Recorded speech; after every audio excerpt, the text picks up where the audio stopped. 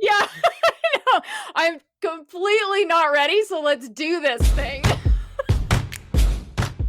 Baby boomers, you know who you are. And if you're not one, you probably still know who they are. They're that big horde of people that are retiring soon or have recently retired.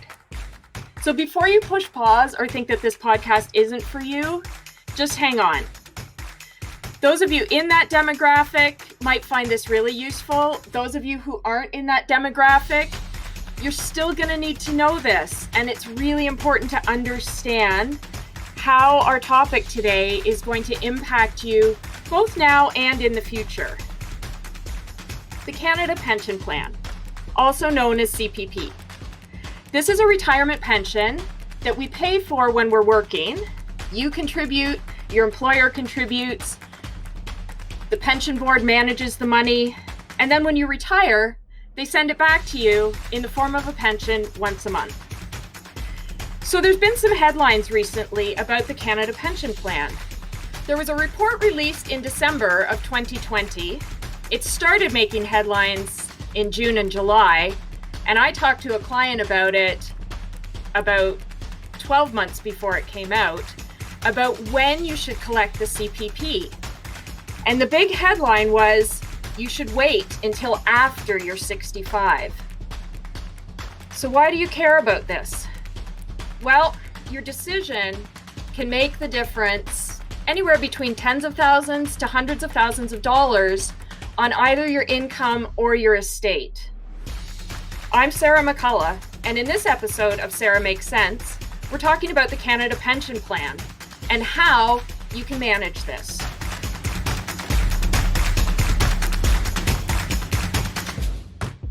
So when it comes to the Canada Pension Plan, all of us often get boxed into thinking we've got three choices.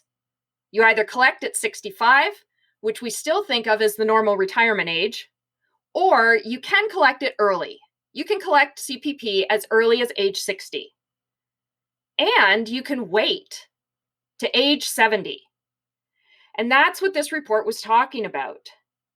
And I'm absolutely all for research. It provides perspective, and it really adds a different voice to this debate about what should you do. So as I say, the report came out. I have clients have asked through my entire career.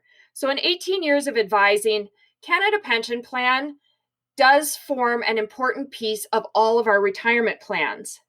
And it's, for me as an advisor, it's pretty cyclical. I have periods where people specifically ask me to leave it out of their plan because they don't believe it's going to be there.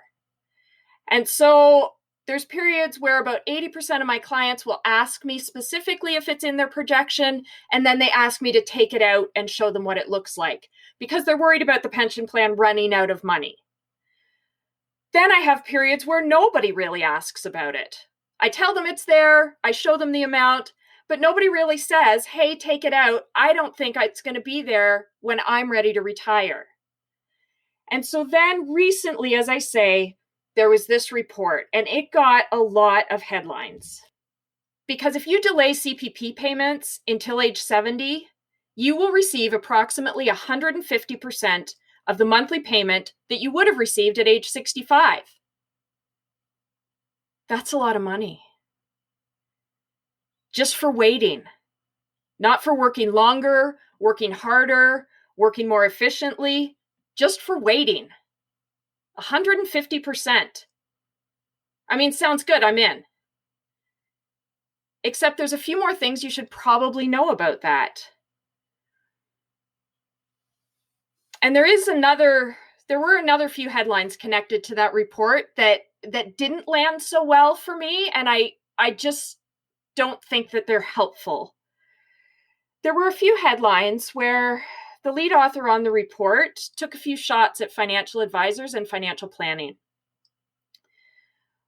One of the quotes, and it's hard to tell if it was written by the journalist or, said by the main author of the report, but delaying CPP is best for clients in the long run, but advisors can increase their compensation by encouraging clients to take CPP early. What? So we're just going to pause here and expand on that. The fact is, and I've talked about this particularly in my first podcast, a traditional investment advisor is compensated on the amount of money that they are managing for their clients. And part of that compensation includes a component for doing a financial plan for you as a client. So when you leave more money with the advisor, i.e., you take your CPP early, you're going to draw down less of your investments, and the advisor gets paid more. True. I don't know that I believe that industry-wide advice to clients specifically on when to draw CPP is really based on advisor compensation. I think that's a little unfair, and I think it's a little bit hard for clients to sort through that. In my business specifically, I don't manage investments anymore for clients. I'm paid directly by the client to develop a financial plan that meets the client's needs. So my compensation really doesn't depend on where my clients draw their money from. It does depend on how good of a job I do listening to my clients and presenting options for them. So you can understand why I'm a little bit baffled that some of these headlines make it sound like Bonnie Jean McDonald knows what's best for clients, for all clients.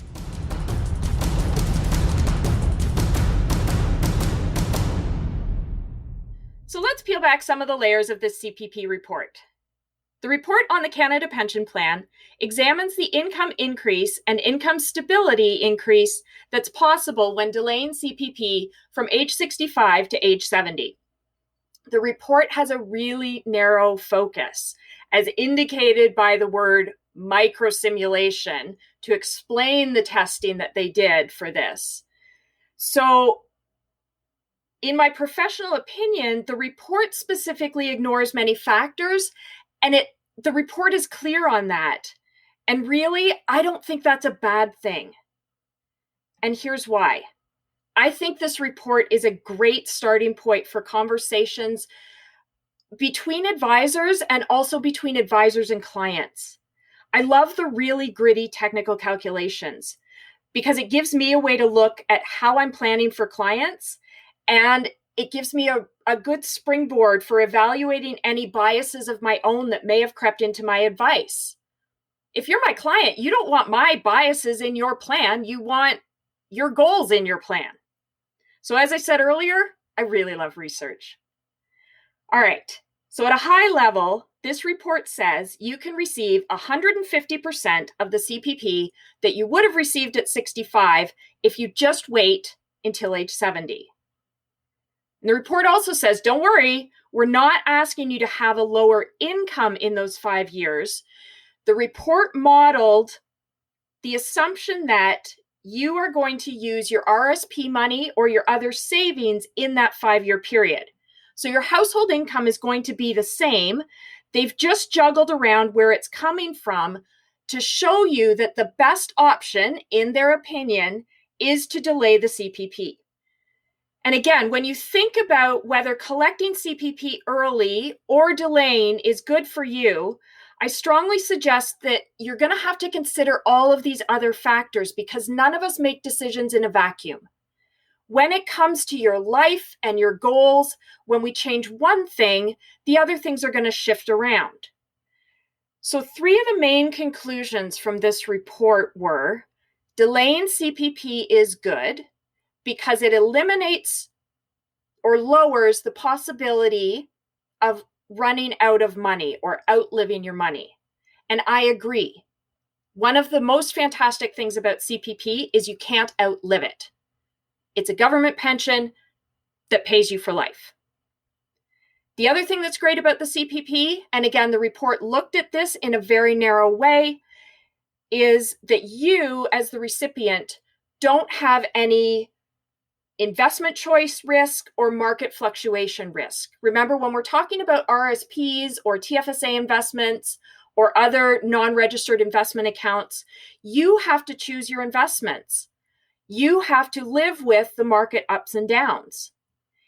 In the case of CPP, the pension board deals with that. And the reality is they have a very skilled board of investment managers. They have a very large investment pool. They have access to investments that individuals don't have, that they're either impossible to access, they're complex, they're costly, they're risky, they don't work well for individual investors. So this is a really great way to diversify that risk away. The Canada Pension Plan is also inflation adjusted, right? So it gets evaluated every year. The board looks at the rate of inflation over the past 12 months, and then they make adjustments to the numbers that ultimately land in your bank account. And so what that means to you is if your pension starts at $1,100 a month, 10 years from now, the numbers are going to be different, but it's still ultimately going to buy you $1,100 worth of stuff. And for most of us over our lifetime, inflation is one of our biggest risks, is that our income is just not keeping up with inflation, and we can ultimately buy fewer and fewer things. So these are important considerations. And that's what the report used to conclude that delaying is the best thing. And I'm saying, as a client, you need to look at your overall situation and decide how important is that 150% increase to you, and what are the other ramifications of waiting from 65 to 70.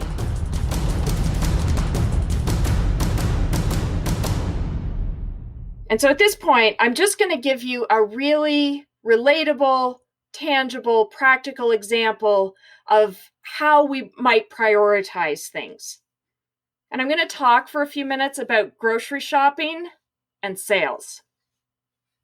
I get so excited when butter goes on sale. So excited. Why? I'm a baker, and butter is expensive, especially when you use a lot of it. Every time butter goes on sale, I buy it. I also like flank steak, but I don't eat steak often. Last week, I walked by flank steak on sale. It was 30% off. I didn't pick it up. Why? I didn't actually feel like eating steak this week. I had enough other meals in the freezer. I had done my meal plan for the week. It's a good price, but flank steak just wasn't high enough on my list to buy it. So that 150% increase in the CPP payment, how important is that to you? I don't know. And I'm guessing that right now, you might not know either. So let's look at this from, again, another angle. And as usual here, I'm going to use an actual client scenario without the actual names or identifying details. Milo and Jeanette came to me a few months before their retirement to work on their plan. They had both received early retirement packages and needed to make decisions on a number of things. In my first conversation with Milo on the phone, he was very clear. He said to me, I have our CPP numbers from CPP directly. We are not taking CPP until age 70. If you give me different advice, I'll fight you. Duly noted, Milo. Looking forward to seeing you both. And this was pre-pandemic, so I actually was seeing them in my office. So when I worked through their plan, I did do their initial scenario with the delayed CPP payments until age 70. I also showed them what happened if they took it at 65, which again is considered normal retirement age, and what happened if they took it as early as possible at age 60. If they delayed until age 70, their overall net worth was $400,000 higher.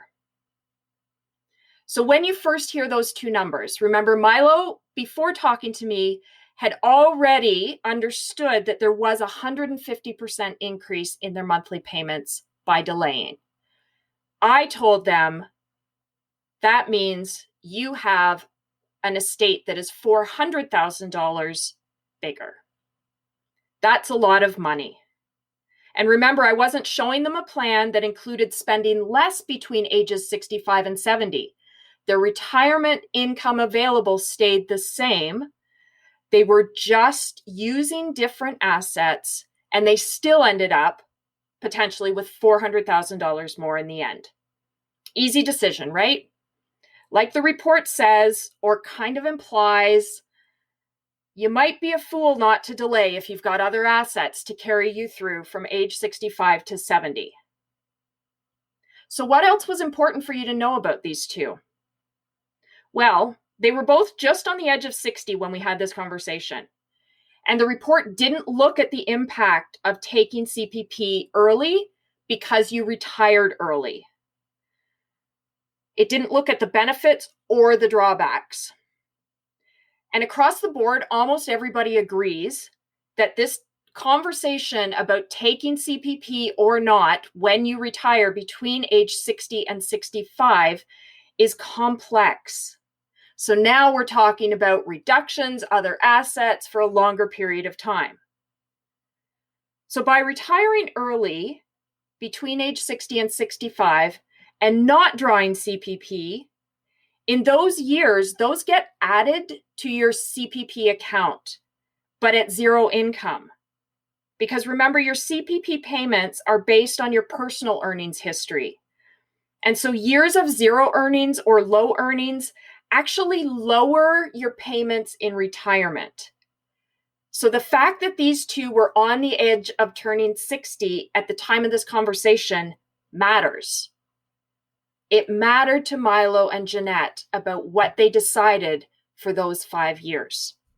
Another thing that mattered, again, was the number of years that they were going to be leaning heavier on their own assets to stand in for CPP payments. So for these two, we were looking at 12 years if they delayed to age 70.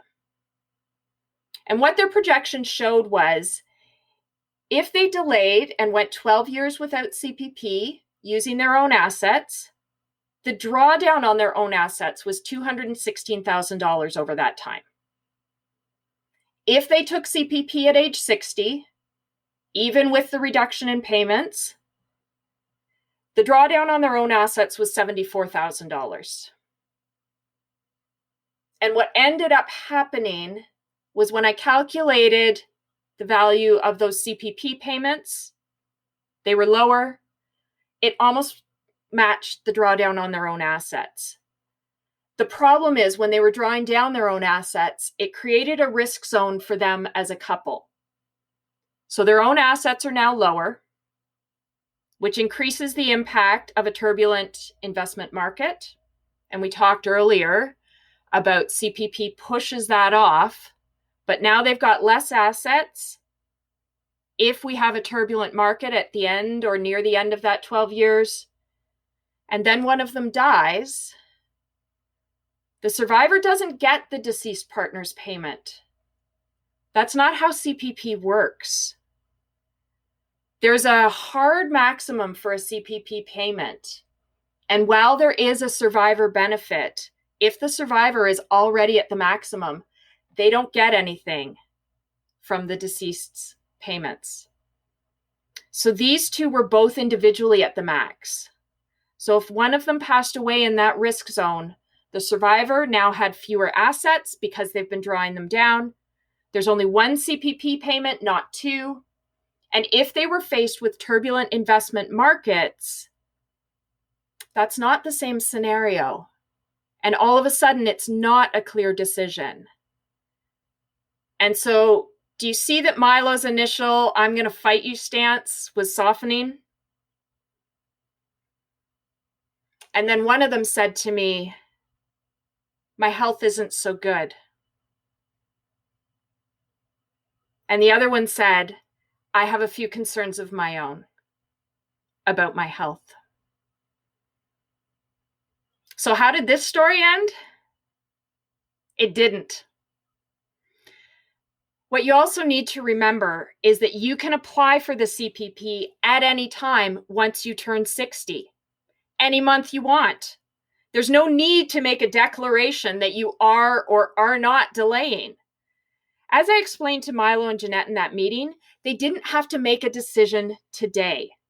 They can take their time, live with these projections for a little while, see how their retirement unfolded. They had both been working full-time their entire adult lives, and now they were going to be both fully retired. So they had a list of goals. They just weren't sure which ones they were going to do first. They weren't sure which ones were going to stay on the list, which ones were going to come off. They could see how their investments did, and when it made sense for them, they can apply for the CPP. But they couldn't make that decision without seeing the different options and the different impacts for them personally.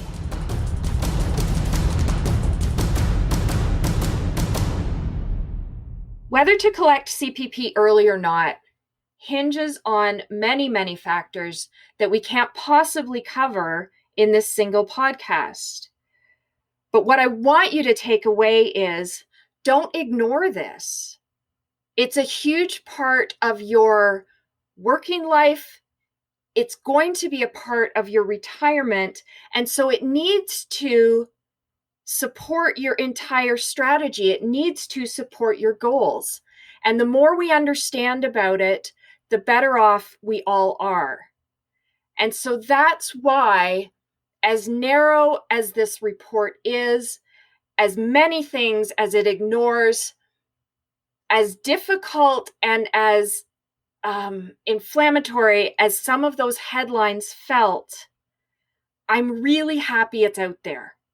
And I'm really happy that it sparked conversations and it's gotten people thinking a little bit more about, what does this mean for me? Even if the conversation starts with, I'm going to fight you if you say something different than what I came into this office thinking I wanted. In life, we all have pieces scattered here and there, whether or not they involve controversial reports about CPP. And from time to time, we need someone who can cut through the noise. Someone who not only gets to know you as a person, but can also really show and make sense of your financial plan. Not just the numbers, but truly what the numbers mean for you. This relationship and this plan, it belongs to you, not your planner. I'm Sarah McCullough. Thank you for listening to SARA Makes Sense. The information in this podcast is intended for general information and illustrative purposes. For advice relevant to your specific situation, meet with a qualified financial planner, lawyer, or accountant before making any changes to your situation. SARA's designations and licensing include Certified Financial Planner, Registered Financial Planner, Certified Divorce Financial Analyst, and holding an insurance license.